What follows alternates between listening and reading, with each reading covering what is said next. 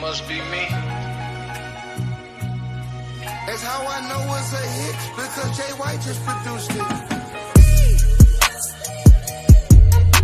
Who else could it be?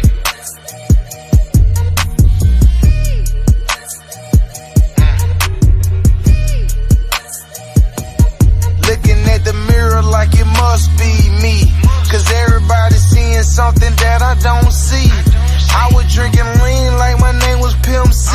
I gotta thank God that I never OD'd.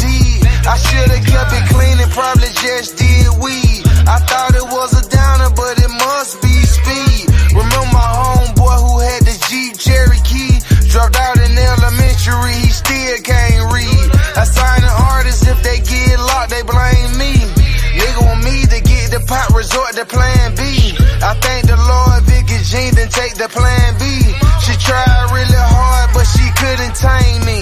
I had a good family with real good genes. Before making the team, we trap for brand new jeans. I don't fuck with what's the name, and yeah, they still green. I'd rather be heard nowadays than unseen. 10-figure niggas still might catch me in the ghetto. My house so big, I can hear myself echo. It must be me while my bitch stay preggo, cause I love the way she put this shit together like Legos. I was selling dope same time Crumb Mob had made stilettos, and niggas still can't get on my motherfucking level. You just signed to 1017, they say you with the devil. The next chain I'ma get is a iced out shovel.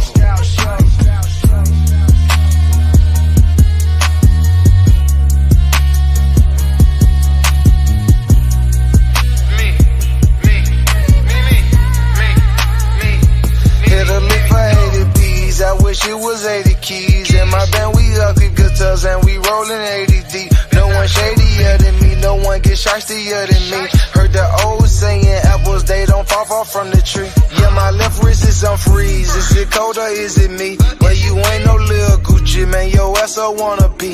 Heard them niggas play with you, niggas don't ever play with me. In the streets, no one is safe no more, no one, not even me. If you never took one for the team, you can't get MVP. Dressing by the court, they got me losing sleep. I seen niggas posting niggas that they never ever met, but never post me, and they know me from up the street.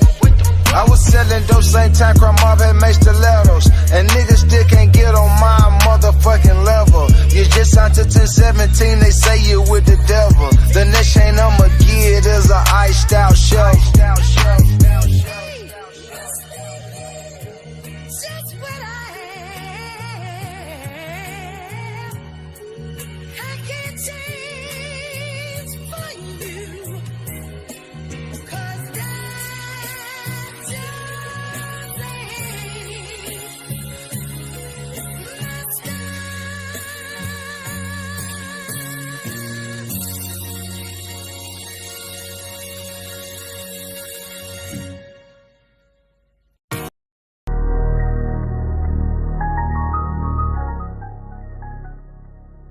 Alright, tribe.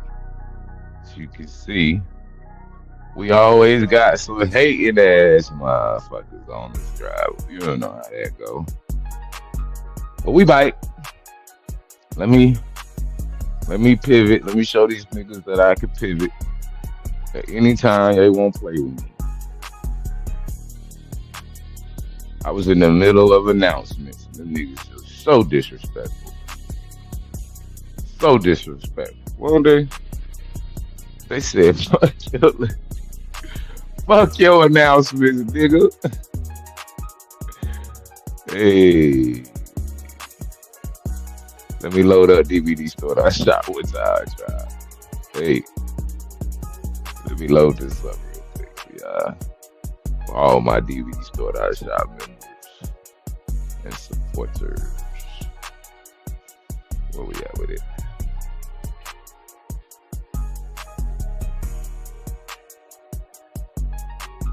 Okay. Let's see where we at with it.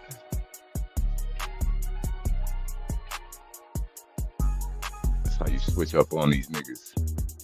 That's how you pivot on these niggas.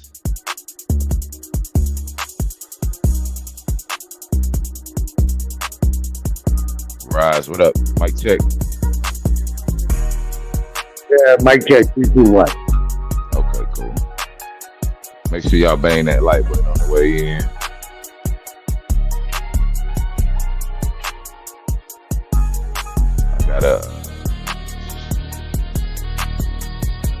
I got a pivot on them, boy. They don't want me to play nothing.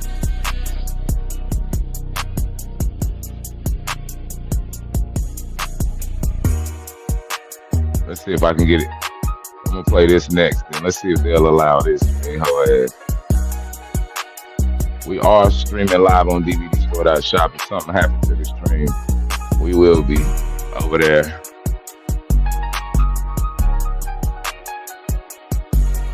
Like many songs to tell you, Bullet holes left in my peepholes. the story of what housing and other living conditions look like for many Black Americans is pretty bleak, and that's by design. In addition to artists cataloging their very personal experiences, When the landlord dissed us, no heat. Wonder why Christmas missed us. it's been proven that the modern phenomenon of concentrated Black poverty was an intentional government-sponsored institution. This is in part why President Biden issued an executive order back in January, intended to right the historical wrongs Black folks have faced when it comes to housing and home ownership in this country. But first, let's take it back. The dawn of the 20th century, African Americans in major cities lived scattered throughout the city. They weren't segregated particularly. It's only with the Great Migration of 6 to 7 million African Americans north and west escaping the South, the predominant response of the United States government and state and local governments to the Great Migration was to contain Black people in their own neighborhoods. And HUD, the Department of Housing and Urban Development, was particularly a part of this role. The precursors to HUD introduced and encouraged racially restrictive covenants, redlining of every major city where African Americans landed. The federal government was a sponsor of urban renewal, infamously called Negro removal by the great James Baldwin. Urban renewal, which means moving the Negroes out. It means Negro removal. That is what it means. And the federal government is an accomplice to this fact. That so-called urban renewal also included a federally sponsored interstate highway system, which was intentionally designed to mow through vibrant Black neighborhoods. Take Miami, for example. 2 highways, I-95 and I-395, bulldoze right through the predominantly Black and low-income Overtown neighborhood, previously called Colored Town during segregation. The Department of Housing and Urban Development and the federal government writ large in the first 7 decades of the 20th century invested billions of dollars in racial segregation and concentrated poverty. Each time this country created a peculiar institution that subordinated Black people, slavery, Jim Crow, it created and dismantled it. They replaced it with another one. And the iconic Black ghetto, I don't use that as a pejorative, I use it as a descriptor, was a follow-on institution to slavery and Jim Crow. That's the legacy that every new administration inherits, and the Biden administration has as well. Today, I'm directing the Department of Housing and Urban Affairs and Urban Development to redress the historical racism in federal housing policies. This executive order is just one of 4 signed by President Biden, designed to address racial equity in the United States. I'm trying not to get fucked up back here, you know what I mean? I'm trying to let y'all know how they hate on a nigga like me. But anyway, we got 75 people in the building. Bang that like button, share the video. I wanted to give my announcements, tribe. So spring is here. The 8 for 8 is over. We started on the 5 for 5. We went to the 7 for 7. We went to the 8 for 8. Now we on 9 for 9. We are officially on 9 for 9. And what does that entail? 9 for 9, right? I will be releasing the new giveaways tomorrow on tomorrow's show. You know what I'm saying? I got some heat for y'all. Try like Miss Geechee been in the lab. We've been working hard. I got a nice little deal for y'all, and I will be unveiling that tomorrow. Also, just I may be taking a couple of days to revamp and clean up house on DVD Store.shop. It is spring, so you know we gotta do some spring cleaning, tighten up, get ready for the new season and shit like that. So for the next day or so, I may or may not be streaming from DVD Store.shop. Just depends on how fast and quickly I can take care of things with all that I have going on right now. Tribe, you know what I'm saying? But yeah, 9 for 9 is in full effect, gang. For every 9 donations of $9 or more, that will lock in a giveaway, and we will reveal those giveaways tomorrow. Okay? All right, let's go. And while this progress is a step in the right direction, there's still a lot of harm to undo.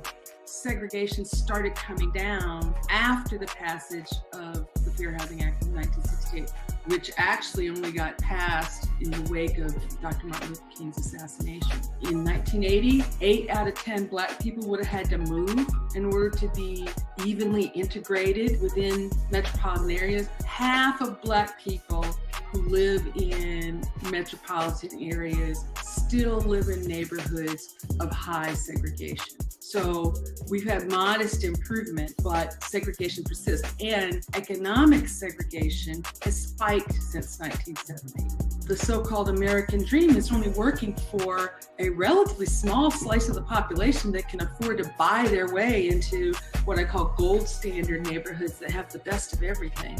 And everybody else struggles, and the Black poor struggle the most. So what happens now? Well, some advocates are hopeful. Home applauds this executive order for really focusing on historical patterns of racial segregation and discrimination in housing, while others remain cautiously optimistic.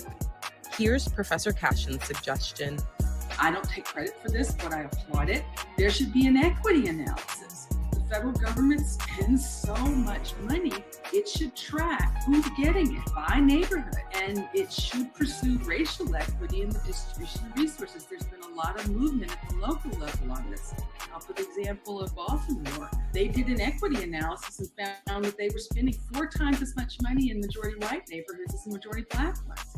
I think we're in this moment where people are waking up, sad to say, because of the slow execution of George Floyd, to the realities of systemic racism. And I believe there is an ascending majority multiracial coalition that wants something better than a separate unequal nation that overinvests in some neighborhoods and disinvests and preys upon people in other neighborhoods.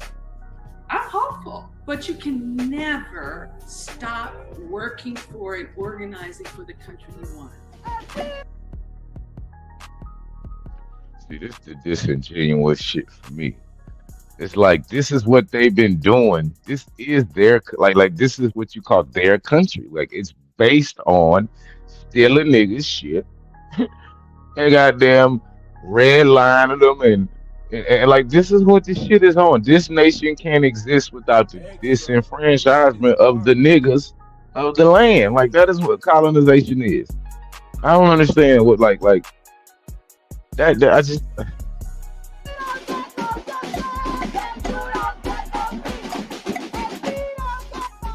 Generations more radical and less tired than me.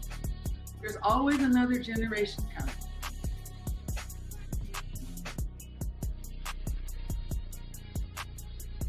All right. I gotta be careful playing with these people's shit.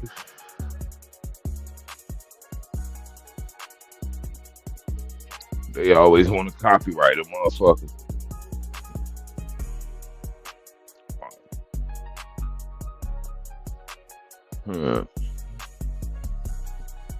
Give me 1 second. I don't even know if we still up. Oh yeah, we still up. Okay.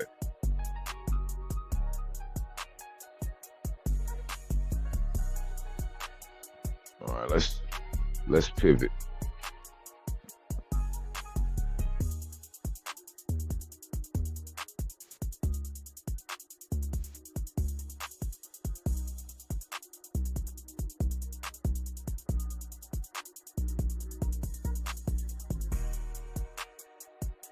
From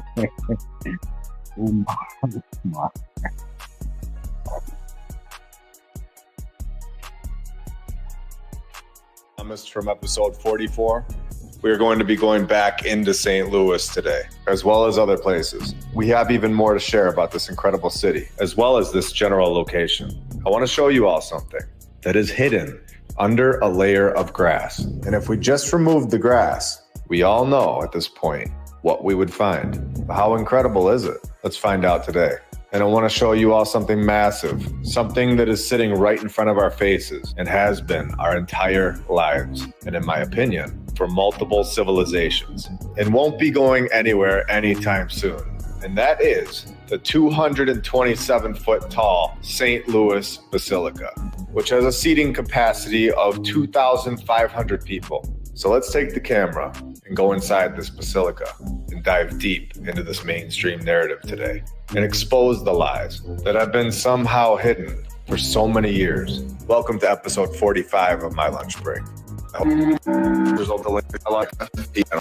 this was the panic, the true representative and the Burlesons, in 1907. Supposedly the exact same year that this St. Louis Basilica construction began. Then we need to see what was supposedly going on during this year. We are told that this was the panic of 1907, first worldwide financial crisis of the 20th century, and also the perfect time to begin the 3 million or So 7 years into the century, they motherfuckers.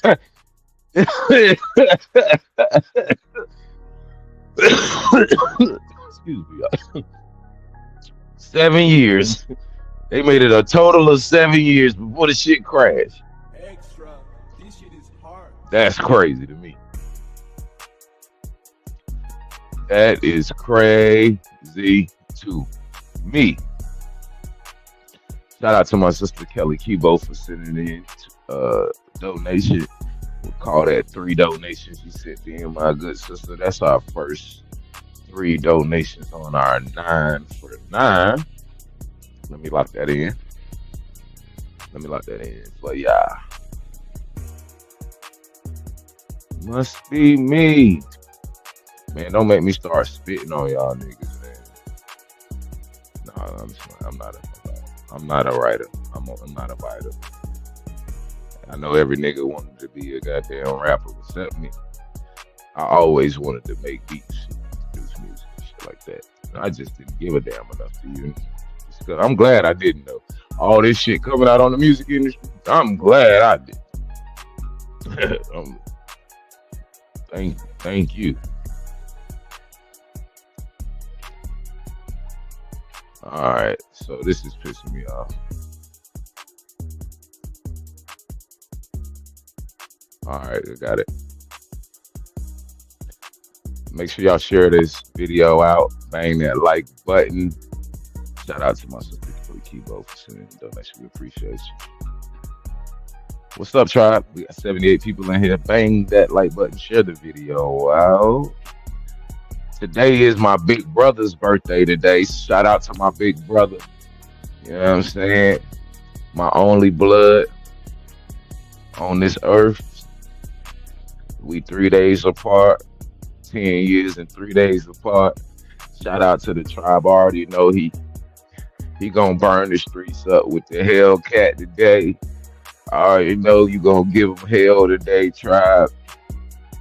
Shout out to my big brother, man. Shout out to family, gang. Like, family, that's all you got at the end of the day. Make sure y'all reach out and touch y'all family. If y'all haven't talked to them in a minute, trust me, most likely they won't talk to you just as bad as you won't talk to them type shit. You know what I'm saying? Make sure y'all stay tapped in, stay locked in, gang, because that's all you got. All right.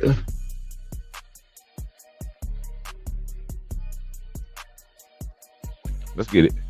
Panic of 1907. First worldwide financial crisis of the 20th century. And also the perfect time to begin the 3 million, or converted into 2023, the $98.23 million project. It's actually the worst possible time to begin a project like this. This narrative is already sounding off. And when you find major flaws like this, we know that we have a green light to dig deeper. So let's begin with exposing the supposed architects, Barrett, Haynes, and Barrett. Reoccurring names, yet again, which we've seen so many times in so many episodes, which is just another giveaway that this name is AI generated. But let's continue. Let's see what this group was up to from 1907 to 1914. The exact same years that we were told that this basilica was built in.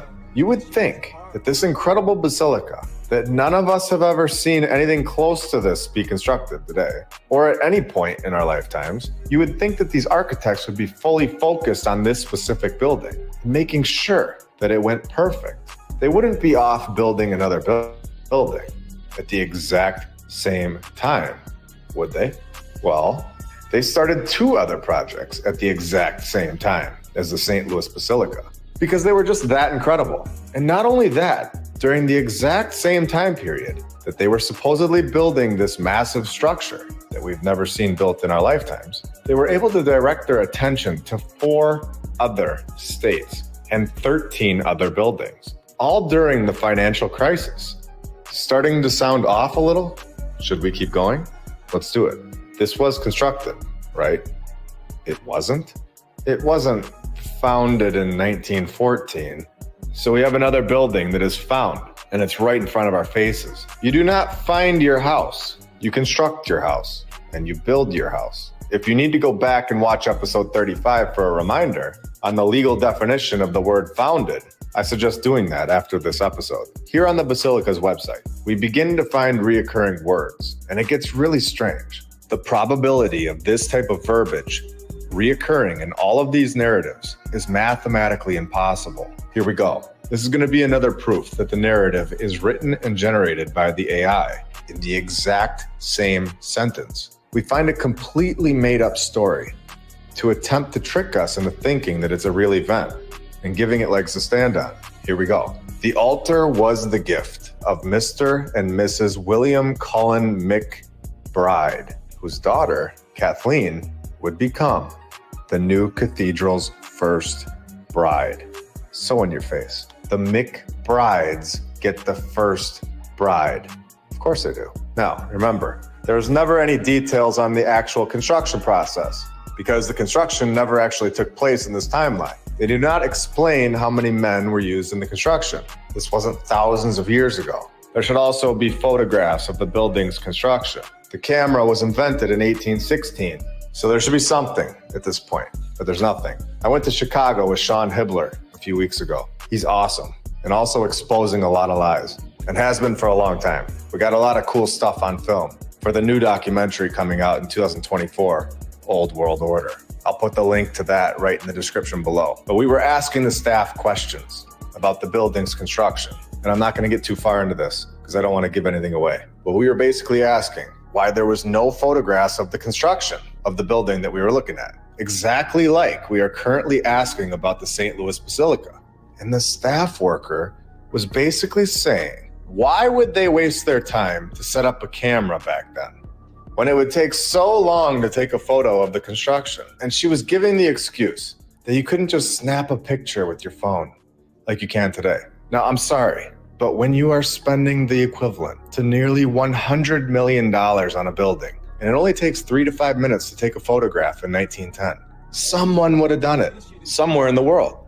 The excuse that it would take too long and is an inconvenience is absolute nonsense and is a crutch to hold on to believing the mainstream lie. This was not thousands of years ago. This was relatively recent, and we do not have a single photograph of the construction process. It's a massive flaw in the mainstream narrative. Thomas P. Barnett was the architect for the St. Louis Basilica. His father, George I. Barnett, not a real photo, even though they had cameras in the 1800s, especially for supposedly famous people. Now, I'll tie this back in really quick here, but I want to show you all the repetition again and how obvious the lie is when you can see from this side of the board. So George finished his amazing training in England at the age of 16 and then trained with Thomas Hine.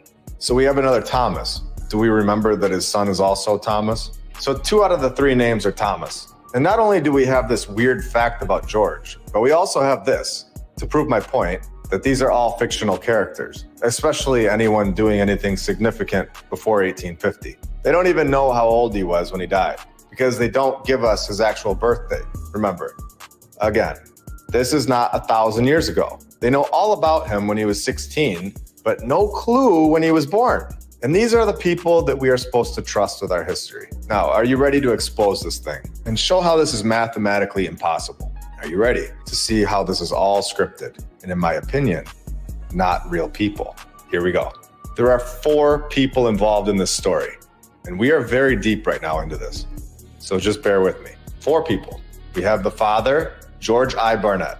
We have his 2 sons, Thomas Barnett and George D. Barnett. And then we also have one more guy involved in this supposed architect firm, John I. Heirs, that are all connected in the weirdest way possible, and proves that this is mathematically impossible and a total lie. So here we go. We have all 4 of these people right here, both Georges, Tom, and brother-in-law John.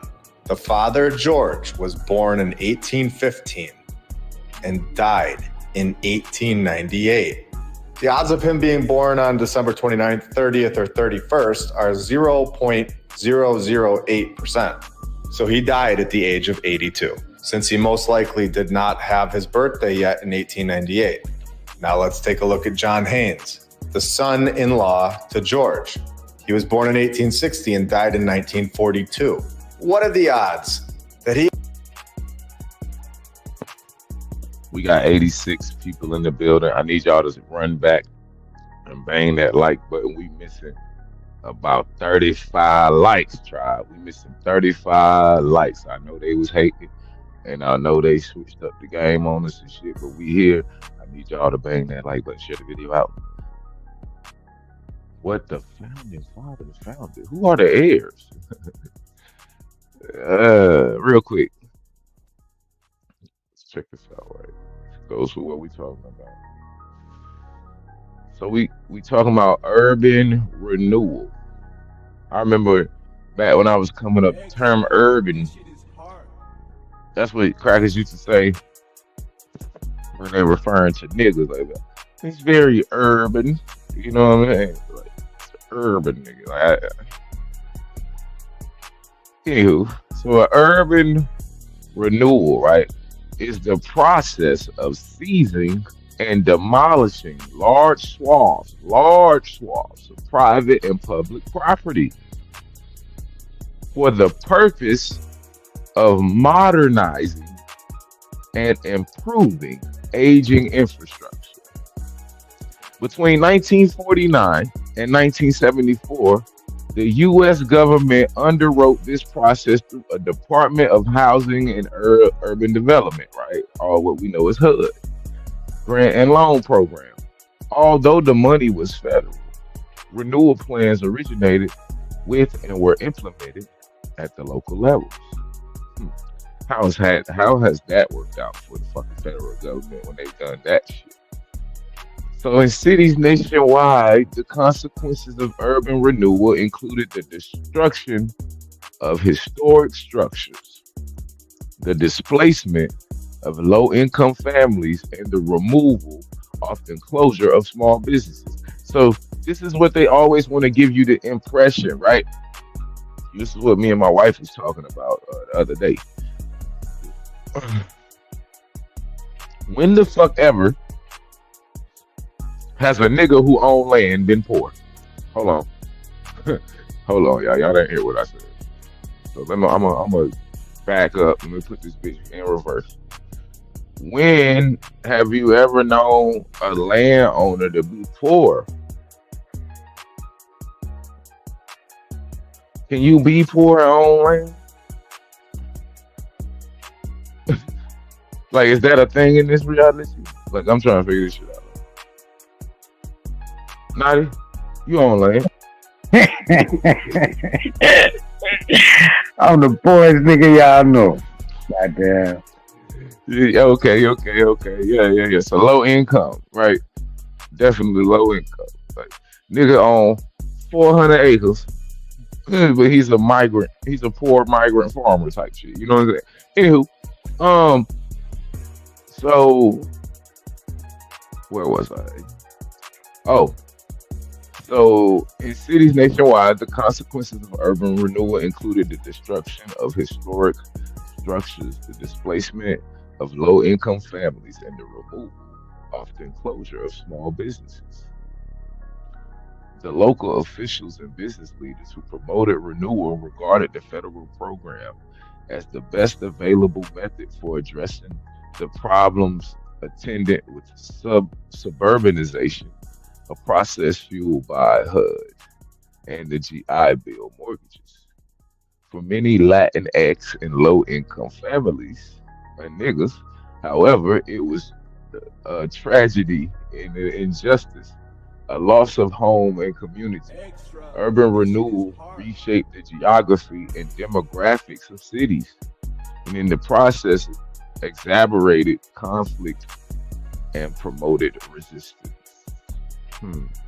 So as they showing y'all this civil rights shit, talking about, oh, we just hate the niggas because they niggas. We just inherently don't know why. We just don't like niggas, and the niggas is just niggas, and they're like, this is the low hanging fruit. You understand? That shit won't never about no race. You understand? This shit is a military, what they call it, a military exercise. You understand? These niggas is playing war games with real people. And how I know this is because my ancestors have the stories of this time period and they lived it. So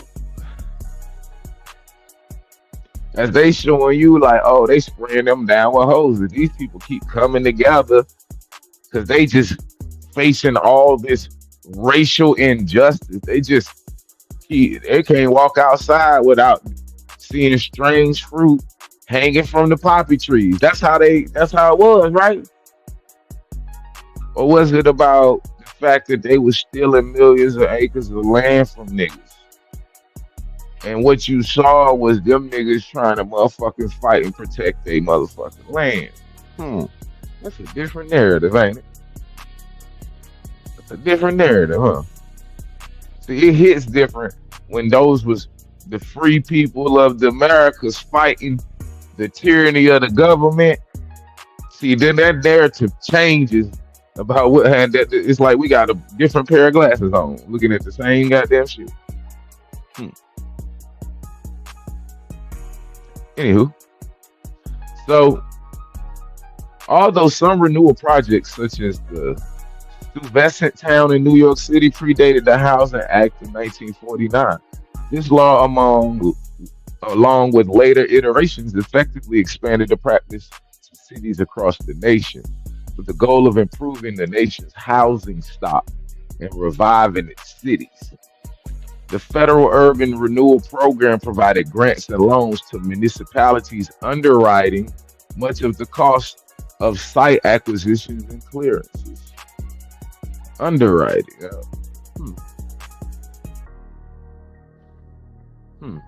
Something about that word right there.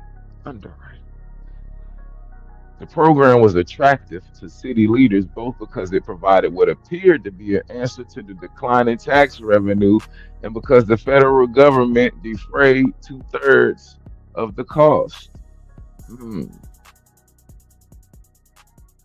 The city shares could be paid from state funds or through credits for capital projects such as school construction or sewer line improvements. Clearance completed cities were responsible for transferring the parcels to private developers or public agencies for reconstruction.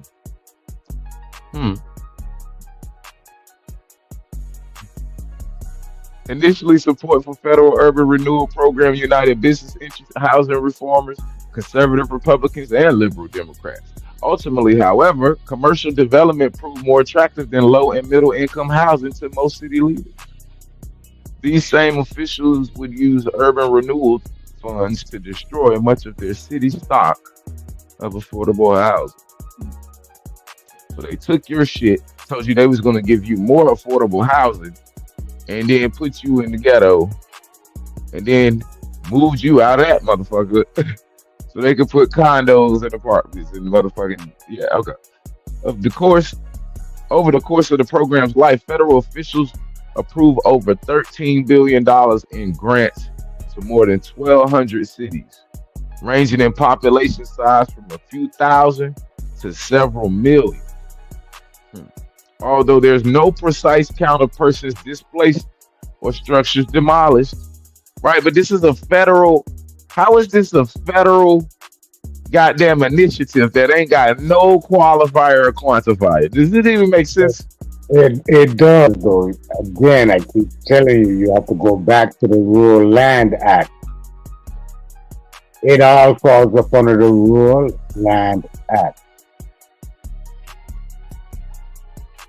Every bit, countryside, city side, everything is considered farmland. So even the cities that people are living in is considered chattel on the farmland. Is United States farmland, Rural Land Act. When we get a chance, we got to get in and study of that, and that's how that's formed through that act alone.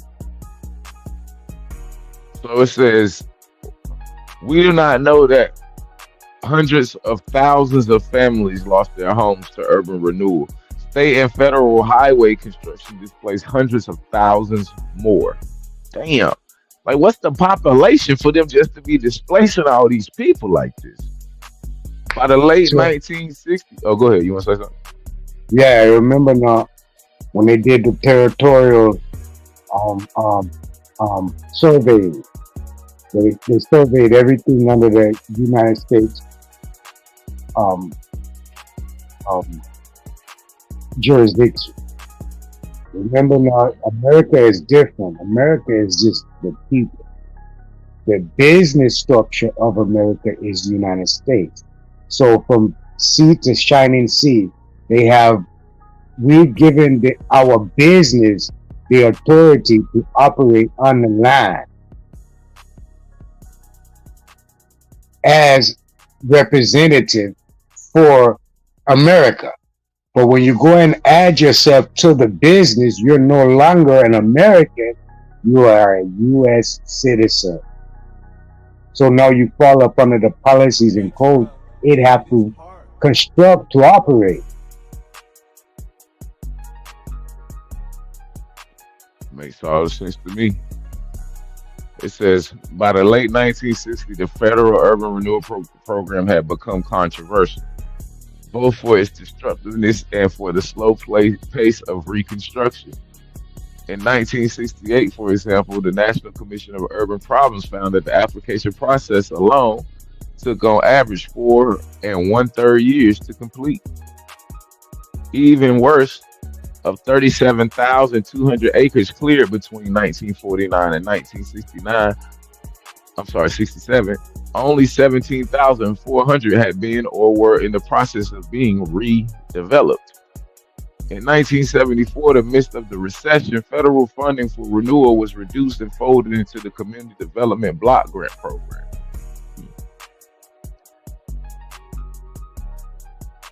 Interesting. Let's go back here. He also dies at the age of 82, just like George. And then we can take a look at both of George's sons. Let's start with George, the kid. He was born in 1863 and died in 1922. So he died at the age of 59. What are the odds that the other brother, Thomas, also dies at the age of 59? What are the odds that these four characters are all connected? Thomas P. Barnett, born February 11th, 1970, died September 23rd, 1929, at the age of 59. Can you see with open eyes now? Do you see how this is all here for us to find? All we have to do is look. These are characters. This building is not from our civilization. It is from a previous civilization, and we are being lied to about how it got here. There are clues within each one of these narratives. It is up to us to find them and expose them. And what are the odds that the exact same year that the St. Louis Basilica is found the Barnett, Hayes, and Barnett Architects company dissolves. What are the odds? You all know what I think about that. I want to point one more thing out about this narrative that I found, and you tell me what you think about this. On Wikitree, I found John Haynes, and we were told that he married into this Barnett family, with George being his father-in-law. We are told this multiple times, but when you go on Wikitree and we find this character, it starts to get even more strange, because it says that he was the husband to Harriet Haynes, which is obviously his last name, but let's click on her name. And what do you know? She is not related to George Barrett. Her family name originally being Hellery. Her dad was Henry Hellery, having zero relation to George Barrett. And this is the same John Haynes guy, being involved in the Barrett and Taylor firm as a draftsman. This is all proving that the narrative is a total fabrication. It is all over the place and shouldn't be trusted at all. When I am told one lie, I begin to question it. But when I am told an overwhelming amount of nonsense by the mainstream narrator, like we have been today, the narrator has lost my trust forever. This is not the first time. We have hours and hours of documented evidence showing that the mainstream narrative is not to be trusted at all. Here we have the Cahokia Mounds, which is only 10 miles away from St. Louis, but in my opinion, all connected to the past civilization. It's very clear that this specific location on the grid is of importance. In my opinion, these are all areas on the map that the Earth gives off a natural energy that is extremely powerful, that the past civilization was able to. So imagine the past civilization, as he calls it, right? The Cahokia Mounds is connected to the St. Louis Basilica. Like, just allow yourself to wrap your head around the same civilization that's building the mounds and the pyramids is also building these basilicas, these churches, these same structures you find all over the earth. You know what I'm saying? It's kind of like cut and dry. Like, you find it all the same shit all over the earth. And then they got these fucking reconstructed stories surrounding all of them, which come with a fire, a flood, 2 turtle doves, and a mistletoe. You know what I'm saying? Like, all of these shits. Now, let's see what we hear about Cahokia today. To take advantage of. Do the so-called controllers of our current civilization know this and take advantage of this today? I would say yes. And it's weird because you have pyramids all over the place. They're everywhere. Maybe not as big as the monks' pyramid, but there were a lot of them that have been destroyed in the last 100 years. This one is actually still here, which is exactly how our construction works today. It just lasts forever. Oh, it doesn't? No, it doesn't. And it's so weird just looking at these pictures. They look so out of place. And they look out of place because they are. And we know this here. But you look at the ground and it looks so fresh, like brand new topsoil that you buy from Home Depot. Like the grounds crew just got done raking it and getting it ready to be shown off to the public. It's honestly so weird. And what are these people doing? They don't even look real. Where are they walking to? They all look dressed up and just taking a stroll. My opinion is that those are Photoshop people. We have seen this kind of thing so many times where they don't show any faces and the people don't fit in with the picture. Exactly how the building, or in this case pyramid, doesn't fit in our timeline. This one was from Italy and was allegedly built in 12 BC. Oh, in only 6 years. Because of course they know the exact start and finish dates of things from 2,000 years ago. But they don't know the exact same information from only 100 years ago. And we have shown this time and time again. Over 2,000 years ago? Yet Abe Lincoln was born in a shack? So yeah, I'm not buying that nonsense. Honestly, this is the kind of stuff that gives it all away. And why we are questioning the mainstream nonsense. They can build a pyramid 2,000 years ago, and then our civilization is brainwashed and is supposed to believe that we have evolved so much after 1,800 years that we are now being born in sheds. I can't speak for everyone, but I am not going to sit here and just accept that. As I walked around this site, it is 2,200 acres. So it's obviously massive. And this story What they're going to try and tell us is nonsense. There is the monk's mound, which is the main one. And I say mound, but I really mean pyramid. And I'm going to call it the monk's pyramid from now on. This is no random mound of dirt. And this is very clear. Yet they brushed it off as a mound in its title.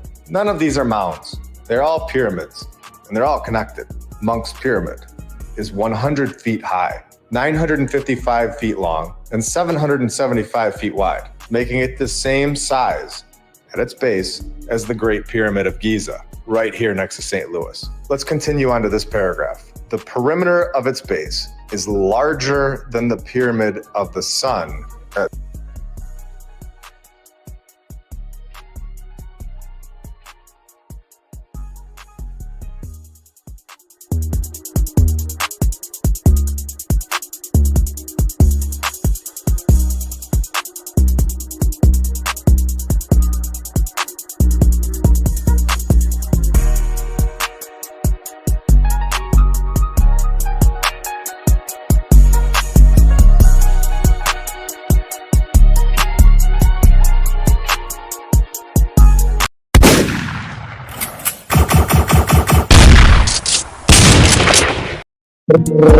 gunshots.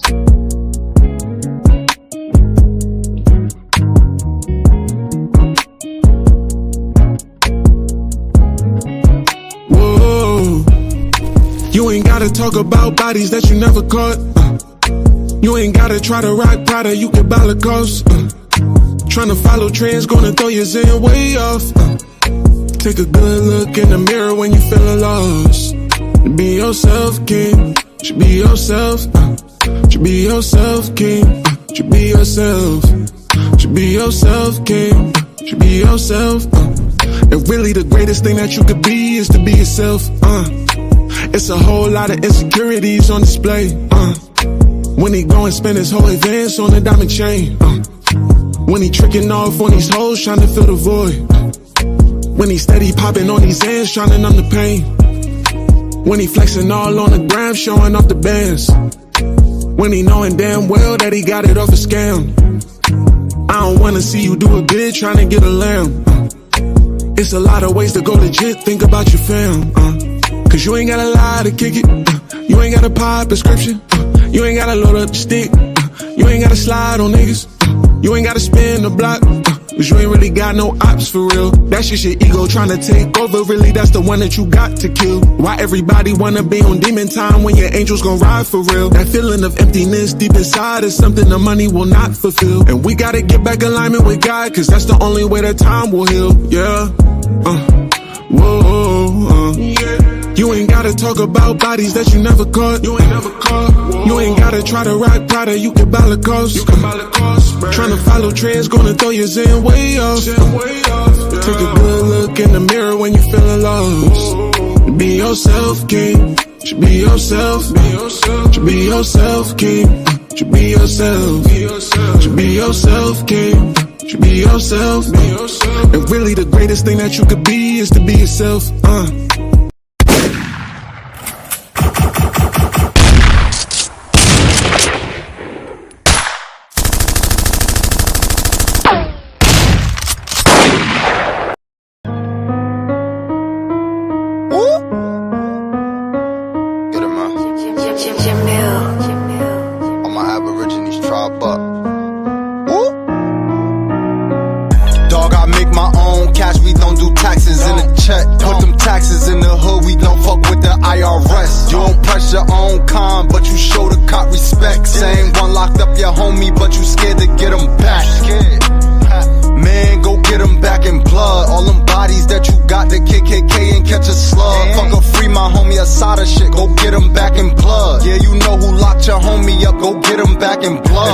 Zimmerman ain't dead, I don't wanna hear about how you tough. Claim you a shooter when the cops come, you run and toss your gun. While we aiming at each other when we got a bigger war. Niggas musta forgot what this gang banging really for.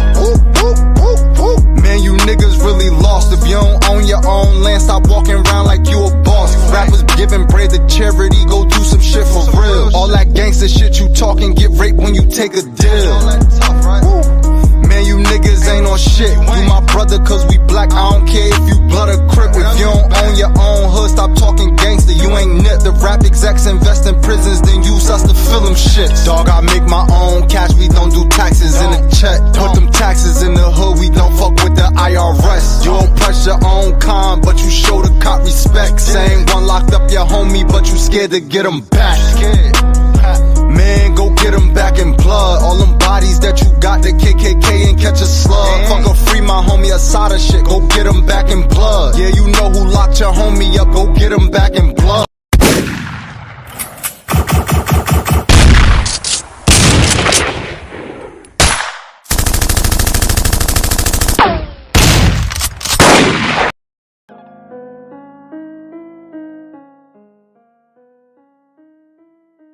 At Teotihuacan. All right, so we have something massive at its base as the Great Pyramid of Giza, right here next to St. Louis. Let's continue on to this paragraph. The perimeter of its base is larger than the pyramid of the sun at Teotihuacan. All right, so we have something massive and extremely important here, covered by a layer of dirt and grass. If the layer of grass was removed and exposed what is really under it, the entire USA narrative would be completely shredded and thrown in the garbage, as it should be. People would be so confused why there's a massive pyramid and other pyramids connected to each other. It's a 2,200 acre site. Construction of the Monks Pyramid began about 1,123 years ago, so they say, on a site that has already been occupied by buildings. Already had buildings? I'm sorry, what?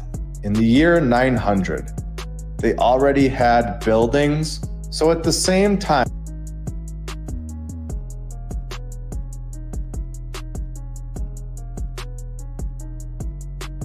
23 years ago, so they say, on a site that has already been occupied by buildings. Already had buildings? I'm sorry, what? In the year 900, they already had buildings. So at the same time, over in Italy, we have the St. Mark's Basilica being built in a time period before they even knew how to make paper, supposedly. So Italy is building this, and then we have massive pyramids and buildings being built in the USA.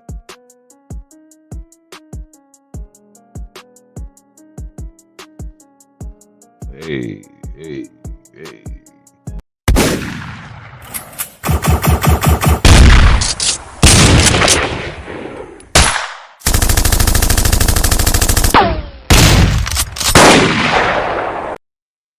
They gonna learn today. Somebody putting it together. There's another civilization of people that built some shit, had built America up, and some other people took it from them and they disappeared like the Mayans. Ain't that what they're saying?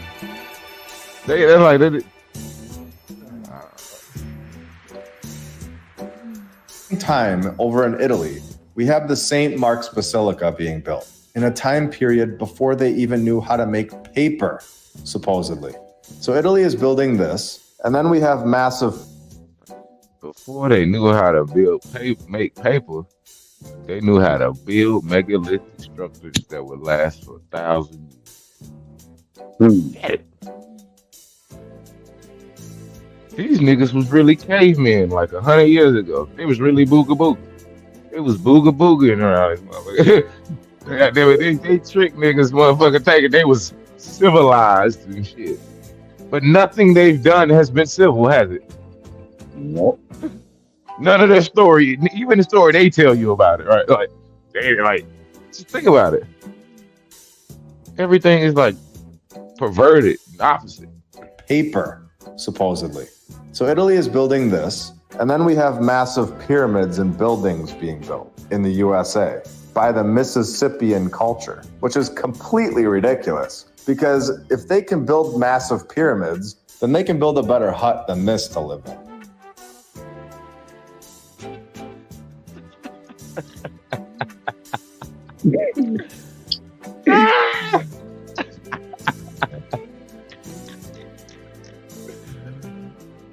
Oh, man. They build us up to tear us down. I say. by the Mississippian culture, which is completely ridiculous. Because if they can build massive pyramids, then they can build a better hut than this to live in. The narrative is contradicting itself because 850 years later, we get cowboys and Indians. And Oh my God. Oh my God. These niggas done ran gun smoke on you niggas. They done hit you with the goddamn TV land. Damn. They brought in the TVs, hit you with TV land. God damn, the whole time they tearing down your shit. then they can build a better. Go ahead. Investigation on what was his name? Buffalo Bill. Yeah. Buffalo Bill is who brought in that cowboy and Indian shit.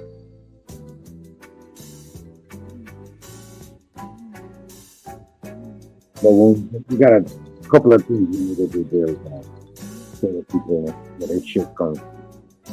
Yeah, them World Fairs too. Them World Fairs before they had a TV, they was playing cowboys and Indians at them World damn fairs. And it originated in Arabia. That's where that cowboy and Indian thing originated in Arab, Arabia. Yes. It's got the story of the air, so drop it down like it belongs to you. This to live in. The narrative is contradicting itself because 850 years later, we get cowboys and Indians, and everyone is freezing in the winters in their shed. And so we're on the same page.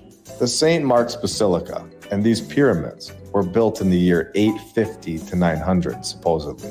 And then we have all kinds of basilicas and massive structures being constructed for centuries in this ridiculous timeline that we're given. And then once 1900 hits, we are no longer able to construct the St. Mark's Basilica or a Cologne Cathedral. Like, just look at some of this shit. They saying they building this shit in some of the most primitive time periods that like all over the earth. They just primitive, ain't it? Like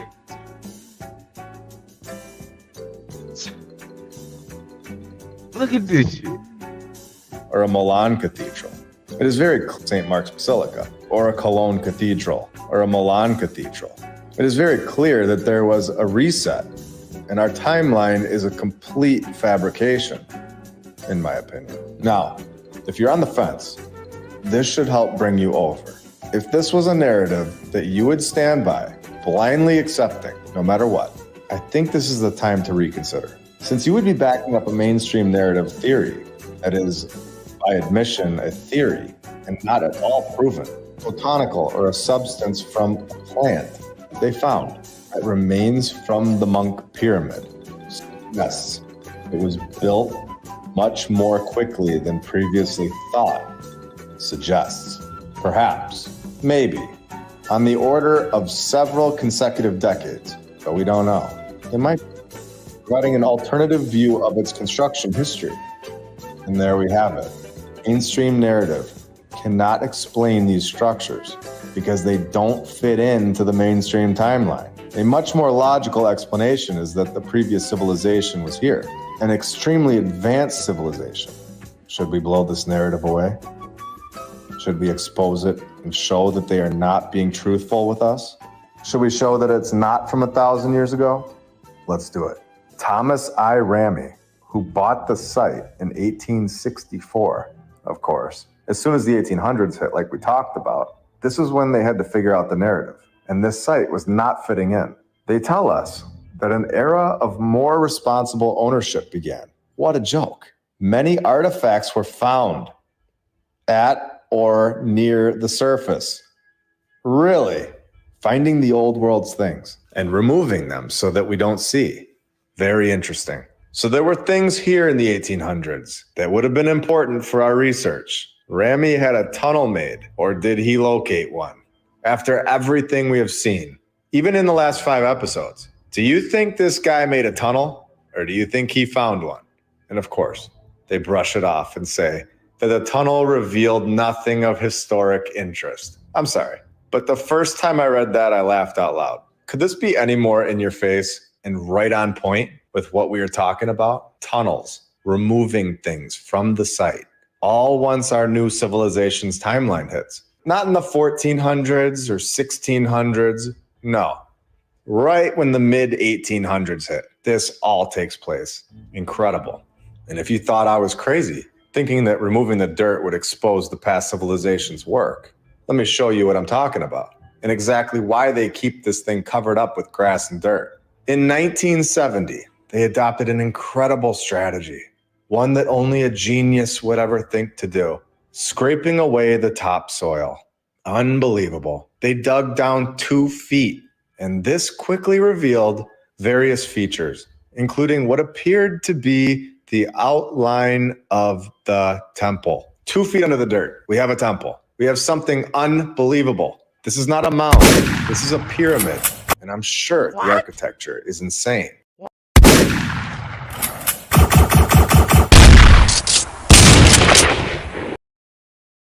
And unexplainable in this make-believe mainstream narrative timeline, which is why it's covered up with dirt and grass, as well as the rest of the 2,200 acres of pyramids. This technique was, of course, opposed by professional archaeologists. So they stopped because they found too much and would shatter their lie.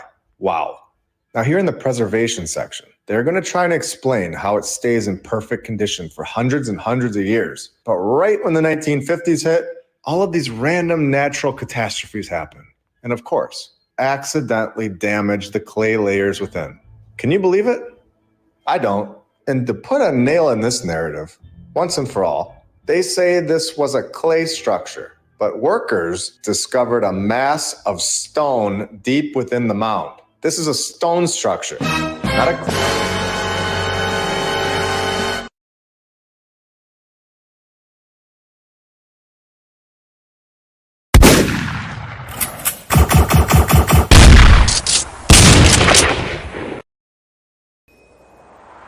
Put them Pan-African, man. What are you at?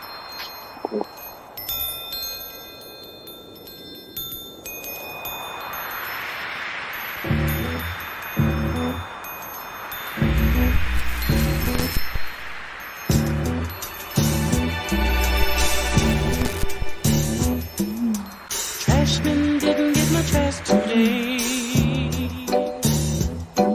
Oh, why? Because they want more pay.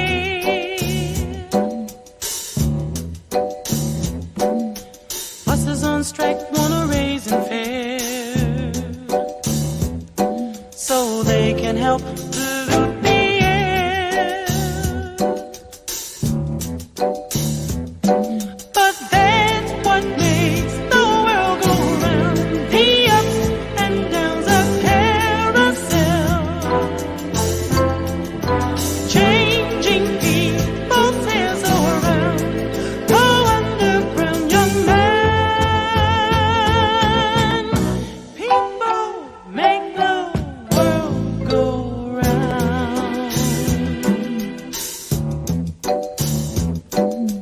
Wall Street losing, don't want every share. They're blaming it on longer hair. Big men smoking in their easy chair, on a fat cigar without a care.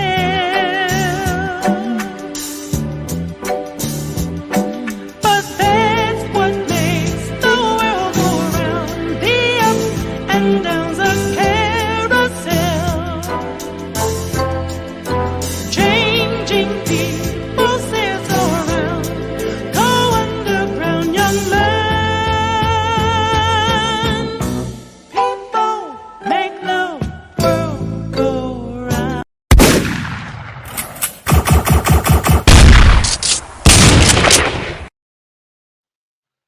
All right.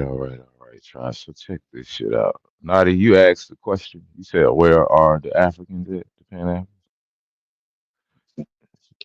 Yeah, yeah. I found them. I found them. death upon me. Blood in my eye, dog, and I can't see. I'm trying to be what I'm destined to be, and niggas trying to take my life away. I put a hole in a nigga for fucking with me.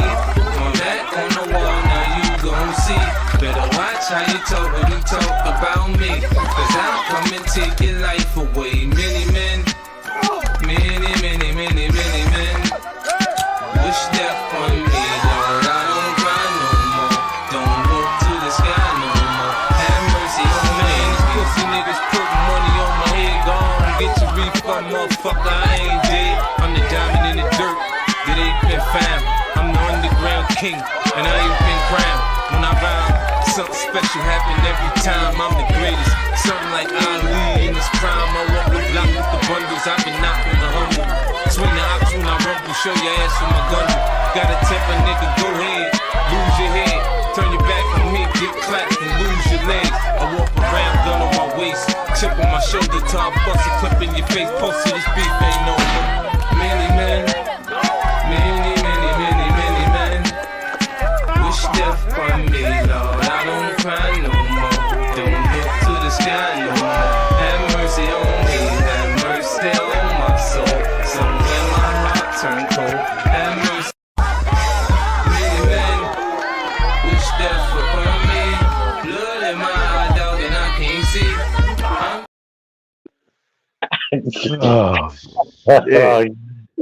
Oh shit, you got it rolling.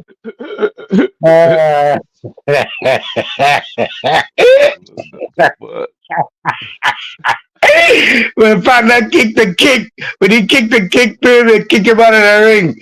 Oh my god. These man WWF to a whole new serenity. In the mud wrestling at the same time. It ain't one motherfucking ring, ain't no hook, nigga. They got one rope.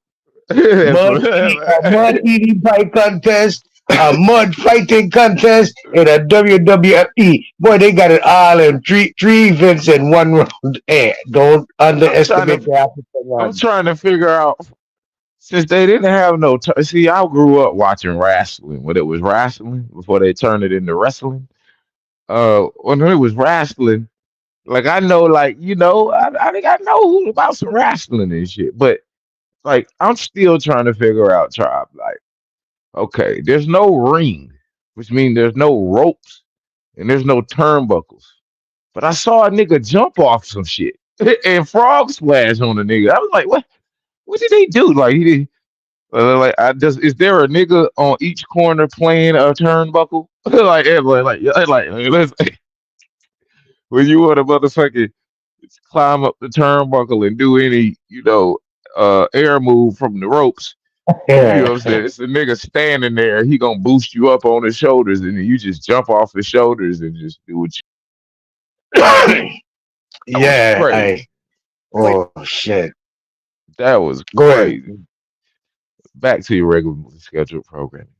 They say this was a clay structure, but workers discovered a mass of stone deep within the mound. This is a stone structure, not a clay structure. And we are being lied to about this pyramid at every turn, covered by dirt. And the previous civilization's work is hidden in plain sight. I also went to the St. Louis Art Museum, which had the exact same interior layout as the Field Museum in Chicago, which is very strange. We all know these buildings were not built originally to be museums, but honestly, just standing in them makes you feel as if you're in a building created for giants. The doorways are massive. The ceilings are so high, it doesn't make sense for a civilization that is short and struggling through the tough times, and without proper architecture education, and going home to their huts and riding around on donkeys to be constructing massive Greco-Roman buildings, all to just show off some bones that were made in China. That was not the true reason, and we all know this. I will be getting into the narrative of this building in episode 46, as well as showing you guys the inside and what they have in their basement, as well as a few other things that I'm excited to share. We have a lot more stuff on the way. I really hope one day we can get this community big enough that we are all able to get together and get that dirt and the grass off this pyramid in central USA and let everyone see. Oh, I don't know, my lunch break. I don't know. I think when you start uncovering You know what I'm saying? You start uncovering you might find some Negroes in there. Might find you some Negroes in there. All I'm saying, watch out for the Negroes. Like, if they ain't took them all out right now. You can see what's really under there. The view from the top of these pyramids were incredible. Being able to see the city of St. Louis from the top was very cool. And I want to leave you all with this thought. While walking up to the pyramids and just using our knowledge, and with everything else that we know about this topic, it really made me wonder how much bigger underground this pyramid really is. All right, and I don't want to be done yet. We have a short bonus for today. And as a thank you for your support, I want to have some fun and speculate on something with you all. I want to speak about the city of Turkmenistan and just introduce it for everyone that hasn't come across it yet, and also go deeper into the connection between the house of worship and this city. So there was a city named Turkmenistan, and they were supposedly taken over by Russia in the 1800s. The exact timeline that we are talking about here, where the narrative officially begins for our current civilization, in my opinion. Now, if you are new, Russia and Tartaria were the same land on the map. Russia takes over Tartaria, and Russia's flag is showing the man on the horse stabbing Tartaria's flag symbol, the griffin. So Russia is taking over these territories, including Turkmenistan, a place that is so strange. It basically looks straight out of the old world and untouched. The reason I bring this up is because we have this structure in Chicago, and we are seeing that it is all connected and 100% on a worldwide operation. The first house of worship for this group in what is now Turkmenistan. And this is how they're going to introduce all of these exact same looking structures all over the world. And what do you know? The only one that's gone is the one that was in Turkmenistan. What are the odds? So this is where we can go ahead and find even more structures from the past civilization, because they are attempting to bunch them all together to explain them all away. So we are given 8 locations of these structures that are currently standing, and honestly, these remind me exactly like Frederick's Church in Denmark. They look like we're just seeing the top of them, and they are actually so much bigger underground. We are given the one in Wilmette, Illinois, Kampala, Uganda, Sydney, Australia, Langenhain, Germany, Panama City, Panama. And is anyone else seeing what I'm seeing? That they are all in the middle of nowhere? It's very odd.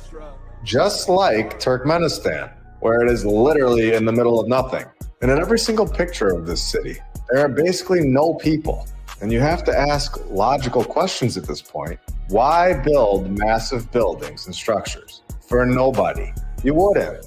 In my opinion, these buildings were simply found. And there is a lot more to see here in this city. And I'll dedicate a whole episode to this. But to prove the point, Teapapara, Samoa has one as well. In the middle of nowhere. It's just weird. New Delhi, India, same thing. And of course, we have this one in Santiago, Chile. It's weird. They are nowhere near anything. I know some of these were built recently, but the fact of the matter is that they all have consistencies and give us clues. And when you find smoke, there's normally fire. Patterns are extremely important when looking for lies. And that is what we are seeing here. They all have connections to Turkmenistan, and they are all in the middle of nowhere. It's odd to say the least. Are these places sitting on ley lines connected to the Earth's natural power source? Are there tunnels in these locations? We can see that the public blueprints show that this building is bigger than we can see and goes underground. And there is a door at the bottom here, leading to what? These are all over the world that hold the same consistencies. Something to think about for sure, especially when you get the construction story that are basically campfire stories, where some people believe that the building was used to keep a whale alive. Others say the building was a refueling station for captured German submarines. Others say it was for kickboxing and his friend thinks it's for discos. The group that found these buildings holds the keys. And through our research, our questions, and open eyes, we continue to get closer and closer to the truth. We have some awesome stuff on the way in the next few episodes. And I want to thank our badge members and of course our patrons.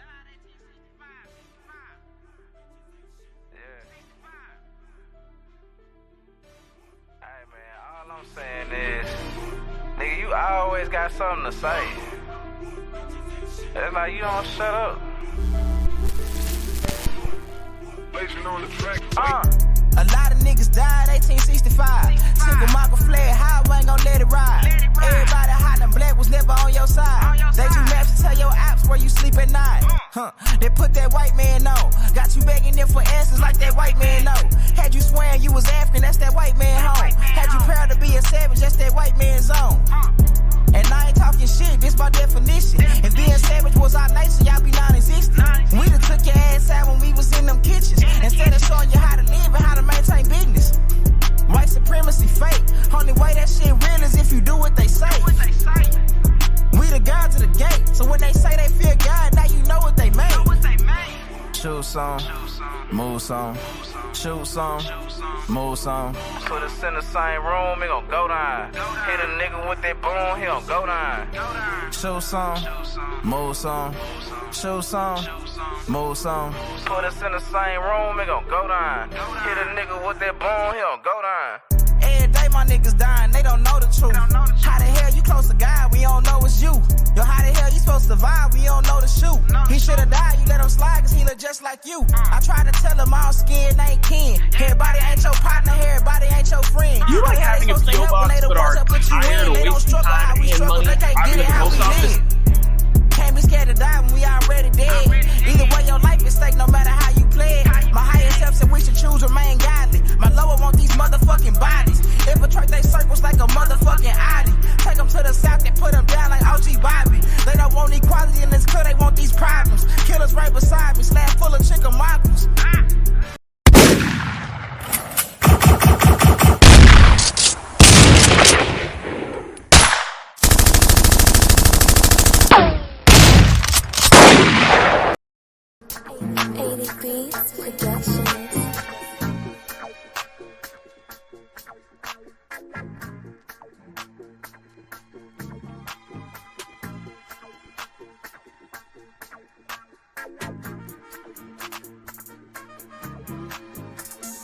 Hello, and I want to thank you all for being here.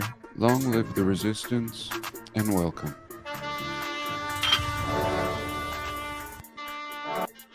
Club. I want to thank everyone for all the kind and interesting comments. I want to read one and then share some related ideas. Nadine 1022 says, hello from France. I have a French dictionary from 1906, in which the name of Nikola Tesla, 1856 to 1963, said to be in his full glory, does not appear there. On the other hand, the word Tartary appears there and refers to Turkistan.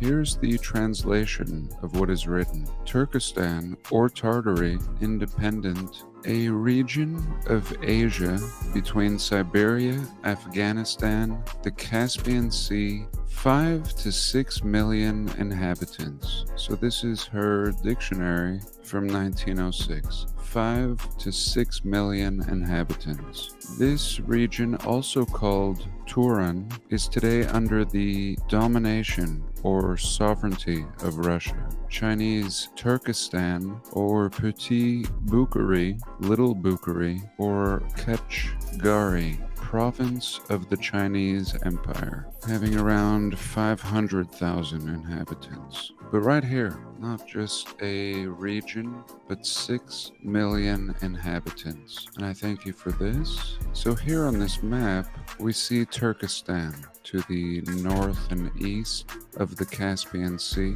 And then further north and east, we see Tartaria, written in large letters, seeming to speak for the whole nation. And Turkistan, or whatever this is today Turkistan. So here we are on a map, and this is not far from Turkistan. This is actually the city of Astana. It's very astonishing. And we were in Kazakhstan.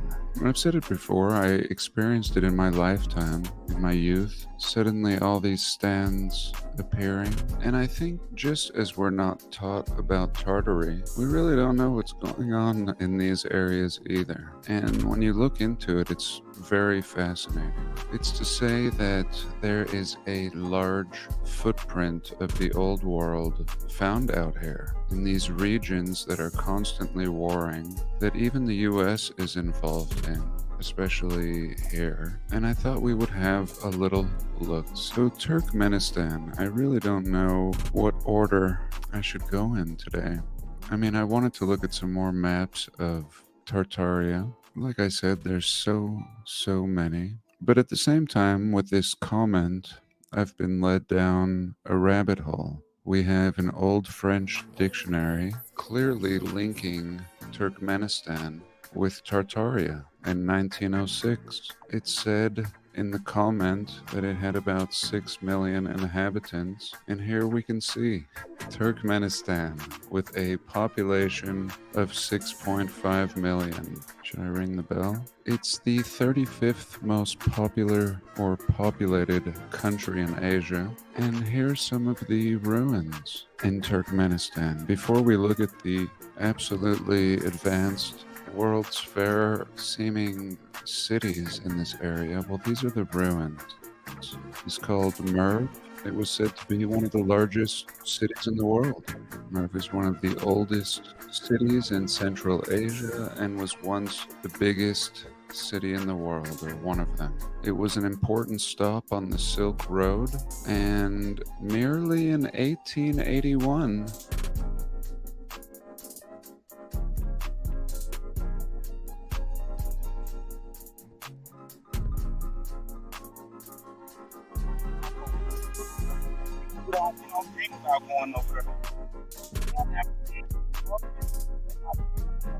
because they got enough money or something like that. It's a lot of things that took place in that time, but we just can't say people got captured and it was forced and there was only 2 people on the field with shotguns and everybody, and it was like 50 people out there and they were scared to do something. Like, come on now, that did not happen. Bro, listen again, bro. You're just speaking from your emotions, bro. Because you don't. I'm not, because I actually got the books and stuff right here to prove it. Bro, because you don't want something to be real does not mean it's not right. This is the matter of the fact. Slavery was real. It was one of the most heinous crimes. Your ancestors were shipped from Africa down to the Who told Americas, you that? Continent. Wait, Hermes. Who told you? They were seen as property. They were Hermes. Who told you that? Bro, they were wood, they were unalived. Who told you that? All we hear is stuff is from Alex Haley. That's Alex Haley. That's Alex Haley. That's Alex Haley. Crocodile bait. They were used as crocodile bait. Their skin were used Alex Haley. You speaking from, but come on, man. This is from the book called. Hold on, I'm gonna show you where the hell you quoting this shit from. I'm gonna show you where you quoting this shit from. Hold on, wait a minute. This is crazy. This is crazy. Bro, I'm gonna show you what's crazy. Hold on, watch this. Watch this. Yeah, I'm watching.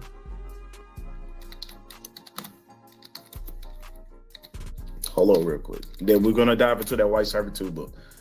This book right here was based off the novel called The African. Are you familiar with it? It was by Margaret Walker Alexander. She made this book called The African, and they created this book. They created another book called Roots. And based off that, you know where y'all got that little the H word in the tree and the whips and all that stuff? You got it from this. It was this book right here by Alex Haley. That's where all that shit come from. Beforehand, that stuff wasn't even talked about. That stuff wasn't even really said. That stuff spun from this. If you know anything about American history, if you know anything about American history in the academic system, they played this shit during Black History Month every day, not every day, I say every Friday. Growing up in school, they played this bullshit on the school, at school, and doing Black History at home on BET Pacific. All week. They play this shit. That's where we got it. All Always. fucking 9 parts. How many hours was Snoop? How many hours was Snoop? You know what we're gonna do? I mean, we can Hold on. right now. We can listen to a video from an enslaved African, narrating his ordeal, right? And then you can see how slavery was, right? Because you don't want something to be sad, to be true, doesn't mean it's not, bro. Slavery was. Did I just not say there were people that was? I just said there were people that was getting captured and things like that, but that's not everybody's story. Slavery happened exactly how people say it happened, right? The people were seen as properties, right? They were not given rights. They were not servitude. They were purely slaves of property. They were seen less than humans, right? That is the history of slavery. Hey, Hermes, I really want to show you this though. Alex, listen. Alex Haley's ancestors, as portrayed, which they went to court and they proved that he ain't had no ancestors. What's that dude named Toby? Toby didn't exist. They made it all up. They went to court behind this shit, and dude the original person of the African that made that book. They got their money. They got money because he lied. Alex Haley fucking lied. But it says as portrayed. Yep, it says he acclaimed. Look how long this movie was. You cannot tell me this was some type of rehabilitation, some programming ass movie. This movie was 12 hours. 12 fucking hours. We have to watch this shit. And they made a part 2, and they remade it for modern times too, and they showed it on BET today. Come on now, 12 freaking hours, bro, of programming from our government. Bro, what is your point? I'm trying to understand your point. I don't know what your point is, bro. The thing is, they was teaching us this stuff.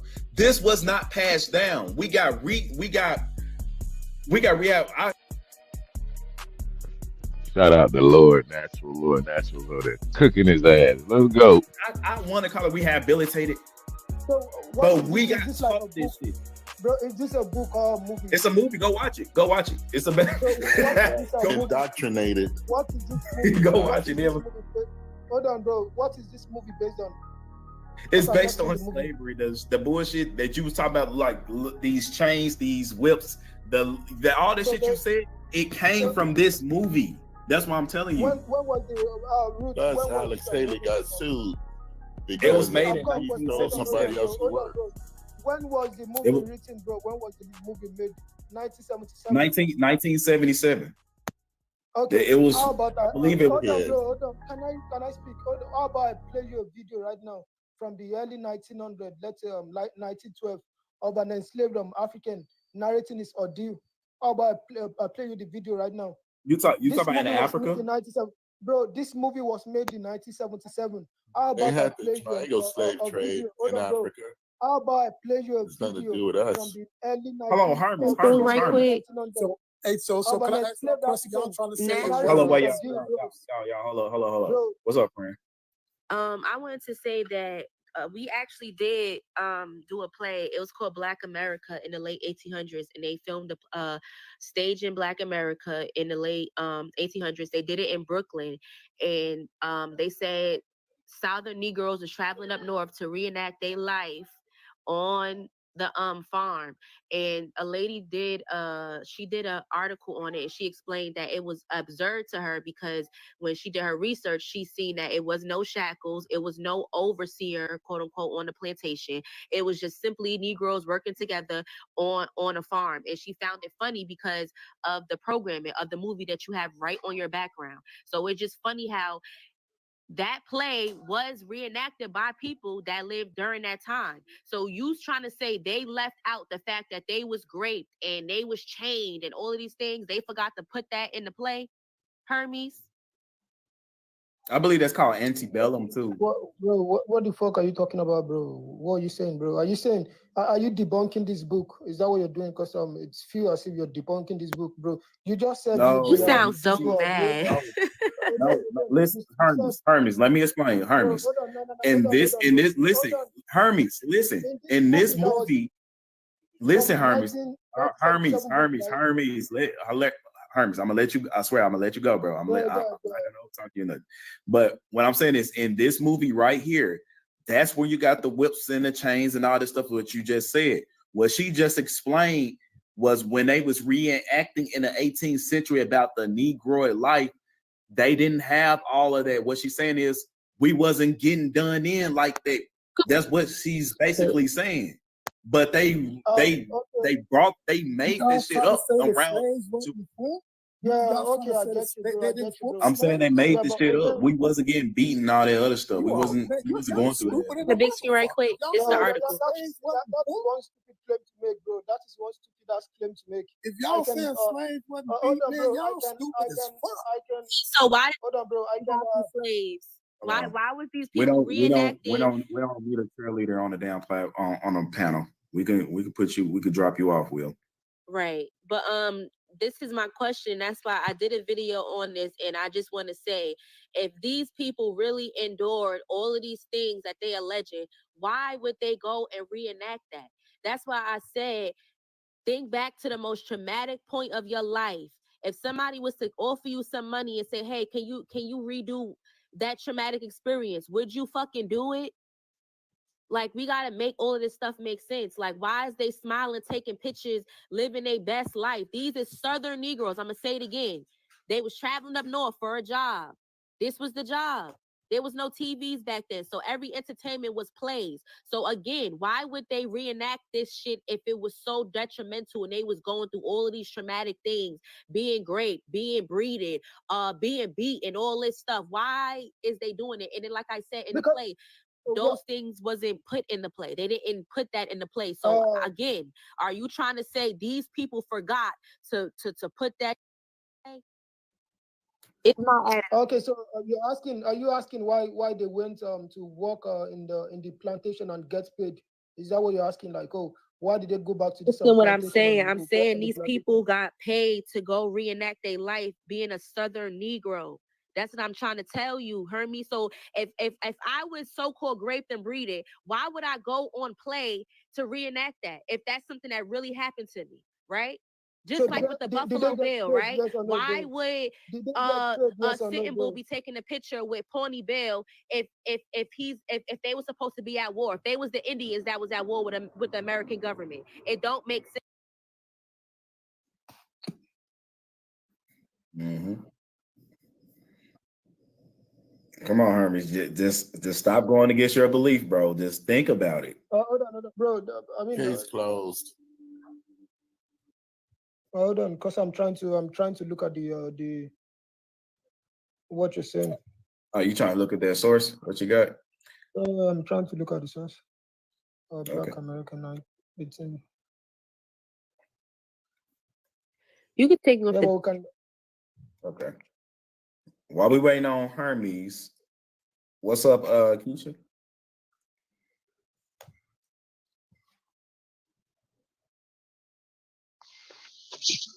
Okay, what you guys said is literally stupid.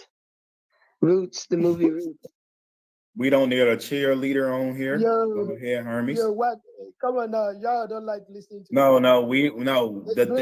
Hermes. Hermes, how many times you came to my Hermes? Listen, how many times? No. I got you. But listen, Hermes, listen. Hermes, I'm gonna let you go. I swear I'm gonna let you ride, bro. All I gotta say is just like 2 or 3 sentences. How many times have I let you on my panel and I don't let people operate like that on my panel? You see how you bringing out information and trying to refute? That's what I like. I don't need nobody to come up here and say, "Oh, this stupid," and just cause chaos and disorder. I don't have that type of platform. We want to do that. Y'all can do that at Josh's platform. Y'all can do that at Kentucky's, Tia's. Y'all can do that shit over there. But over here, this is what we doing. So you can go ahead, Herman. Yeah. Okay. So to understand you guys, because I don't really understand what you guys are saying. So you're saying this movie, this Roots movie that was made in 1977. Is where people get the ideology that slaves were whooped. You're saying that is where they got it from. Chief Natural. You said no. Wait. Repeat all that again. My bad. You said this Roots movie that was made in 1977 is where people get the ideology that slaves were whooped. Is where they get it from. from the movie. Yes, They got the idea yes, from sir. the movie. They played this to us every Black History Month. It's really a program. Really, this was the main thing all the way up to like until they were what was the other slave movie they came out with and they stopped playing Roots. And they started playing that shit. I forgot what it was. So, so my question is, because you know him. This movie, was it based on a true life experience, right? Like true It didn't have. Go read the court case. It's not a true life experience. No, actually, go read the book. We actually read the book. It's not a true life experience. It's the book is actually in a fiction section. It's not a true life experience. They went to court behind it. Matter of fact, go look up the court case of Alex Haley. No, Go look at I just looked at the. Haley got sued and he lost. Hold on, bro. I just looked at the roots. I looked at the genre and it says historical drama, right? And it says it's based on it's American saga, American. Okay, so it's actually it is supposed to be a historical drama. It is not a fiction, so I don't know why you would say it's fiction, bro. It is not a fiction. It's a fiction movie. Oh my, hold on, wait. Watch yeah, this. but it's not. Hermes. Fiction. So I guess that happened. Same I guess Kobe was I'm trying to understand, guys. So the man said, "What's my name?" Hello. Let's look at a prominent. Let's look at a prominent part of that movie.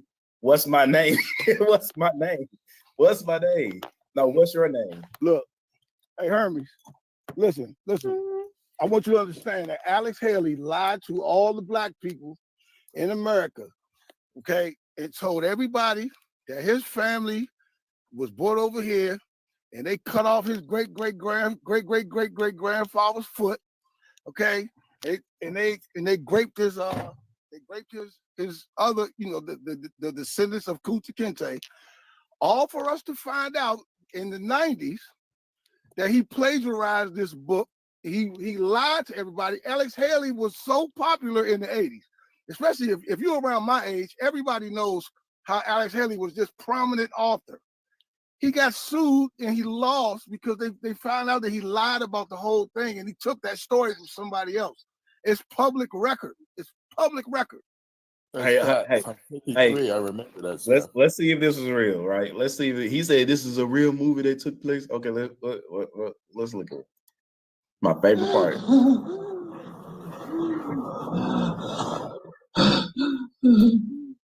I want to hear you say your name. Your name is Toby. What's your name?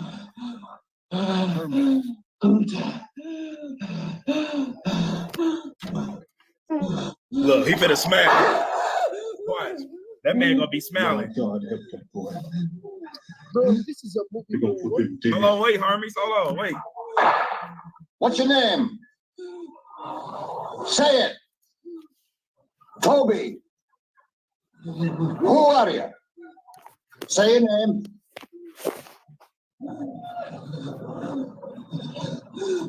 See that man smiling. Hold on, wait, back. Watch. Bro, this is a movie. What do you that nigga smiling, bro? That nigga smiling. Hold on, that's all I want to show. That's all I want to show. But bro, what I'm saying is that you said that was real, bro. This is a movie, bro. I'm saying was the movie based on real life experience. That didn't happen. No, Hermes. You just made a movie and then you said Hermes. Smiling, bro. Hermes. Hello, Mr. Do. I'm gonna bring you up. Hey, Hermes, check me out. I just said, check me out, bro. Was this movie? Listen, bro. I just said, can I fucking talk? I said, was this movie based on a true life experience? But then you posted the movie and you're like, look at them, they're smiling. It's a fucking movie. Not to being funny, man. Not to being funny. Look, listen. What he's saying is that they did the movie based off the book. The book, right. The guy took this story. He wrote this book about his family lineage. Right? He lied and wrote this book. The book was so good that Hollywood said, "Let's publish it and show it to everybody." What's so interesting about this particular movie is this is right when Black people in America started really thinking they was African. That's just what they did. But that is not true, bro. This Yes, it is. movie was Because Have you? You're not even that old to even know that. You're not even that old to even know that, bro. Bro, again, this movie was made in Well, nobody really 1977. screaming no Africa like that. Hermes, do you Yeah, do you feel the power of a Hollywood your propaganda feelings production? are Got not you all true, up in bro. your feelings, didn't it? You're talking out of your That feelings. propaganda is a motherfucker. Just imagine That boy seeing get that when you were in the mad. third grade, though. That boy was crunching his fist, wasn't he? Yeah. I mean, He's got right in the punch. Yoink. And look, and this is the other part. This is what they always do. Roots is a known fiction movie. And this is the crazy part about Roots. They taught us, see, this is where you should be mad, Hermes.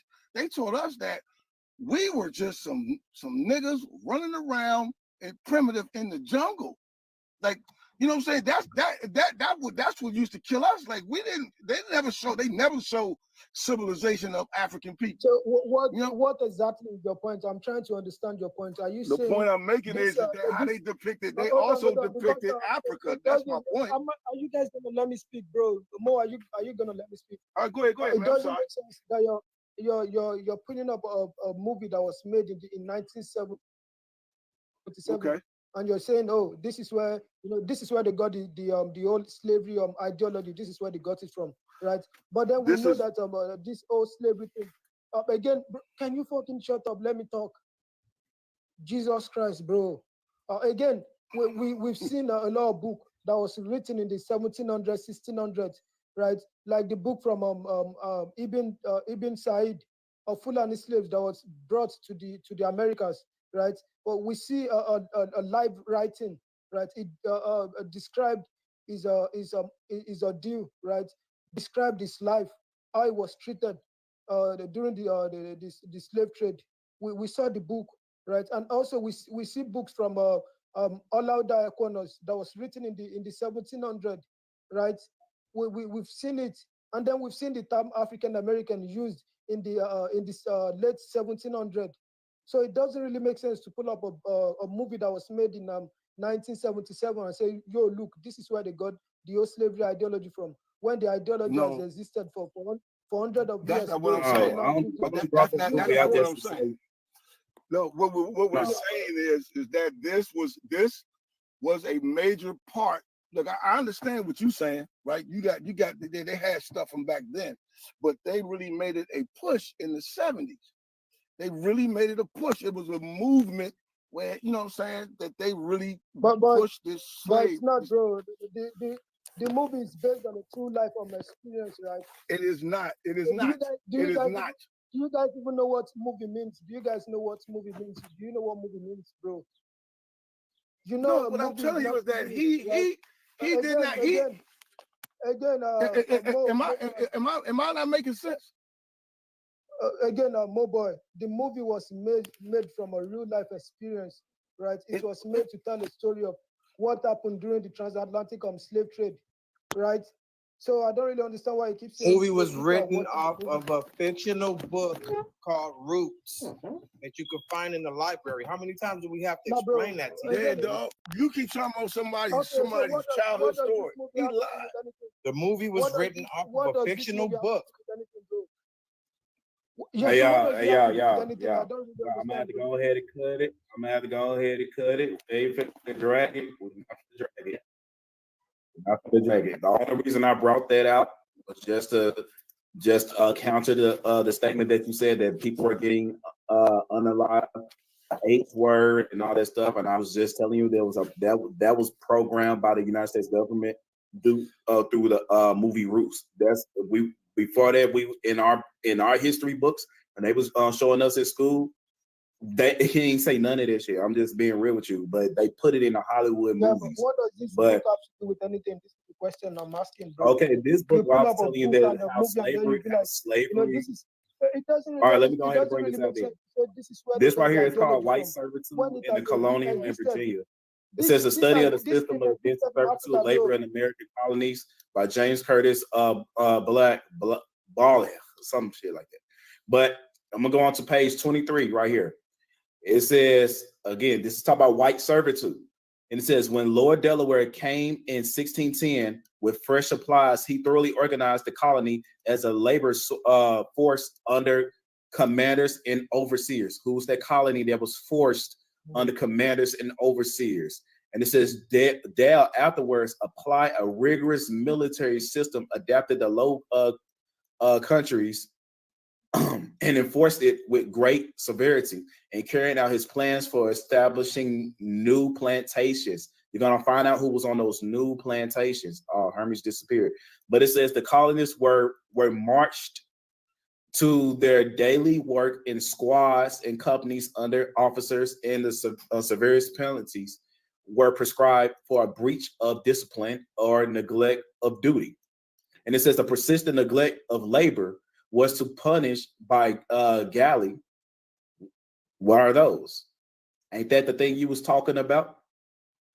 Service from 1 to 3 years. Penal servitude was also instituted for petty offenses. And it says they worked as slaves in irons for a term of years.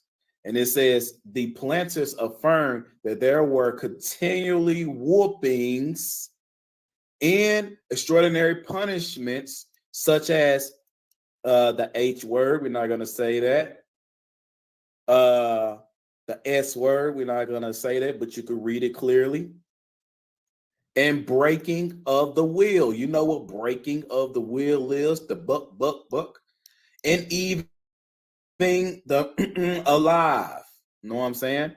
So y'all see, what was they going through? It seemed like somebody else was getting that.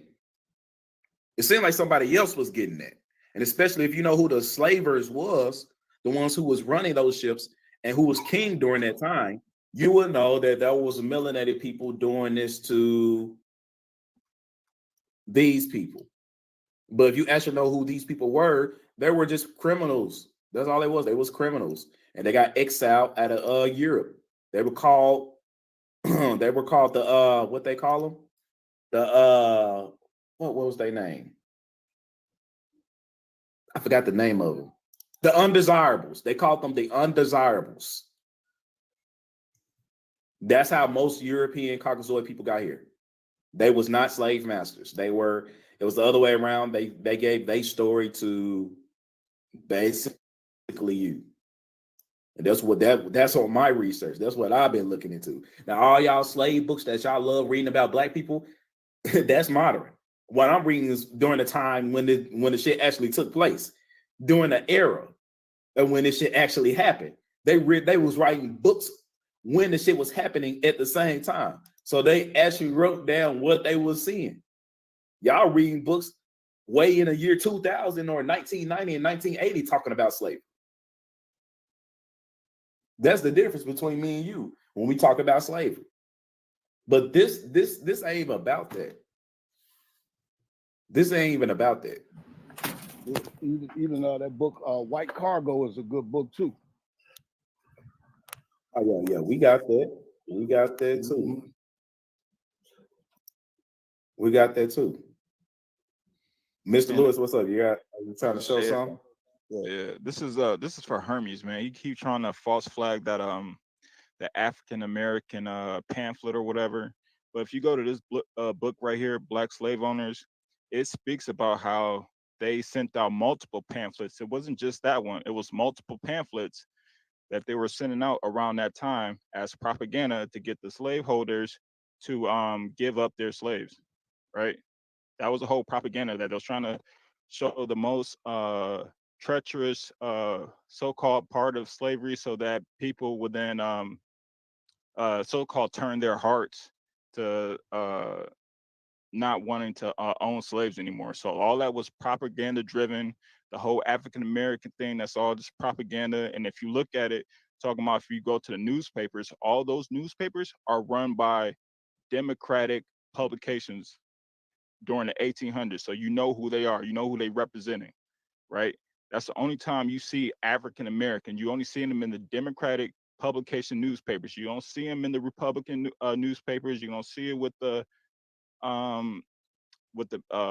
black or not the black, but the free people of color publication newspapers. You don't see it with them. You only see it with the Democratic publications.